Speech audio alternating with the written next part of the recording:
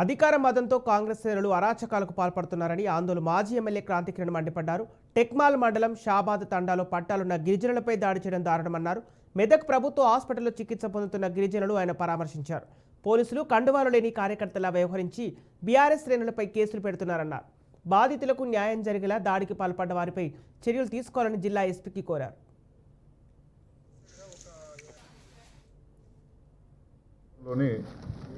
షాబాద్ తాండలో నిన్న మధ్యాహ్నం గొడవ జరిగింది.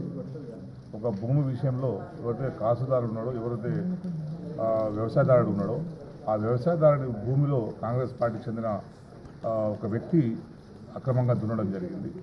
ఎందుకు మా భూమి దున్నుతున్నామని ప్రశ్నించినందుకు ఆ మహిళపై తీవ్రంగా దాడి చేసి కట్టెతో కొట్టి గుడ్డలతోని ఆమె నరకడం జరిగింది. తల మీద నరికితే ఆమెకు దాదాపు 12 కుట్లు ఆమెకు పడ్డాయి.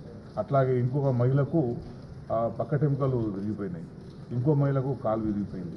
ఇదంతా జరిగిన తర్వాత పోలీసులకు ఫిర్యాదు చేసిన వాళ్ళు, ఫిర్యాదు చేస్తే పోలీసులు ఫిర్యాదు చేసిన వాళ్ళ మీదనే కేసు పెట్టి తప్పించి ఎవరైతే బాధితులు ఉన్నారో ఆ బాధితుల మీద ఇప్పటి వరకు చర్య తీసుకోలేరు. వాళ్ళు యథేచ్ఛగా గ్రామంలో తిరుగుతున్నారు.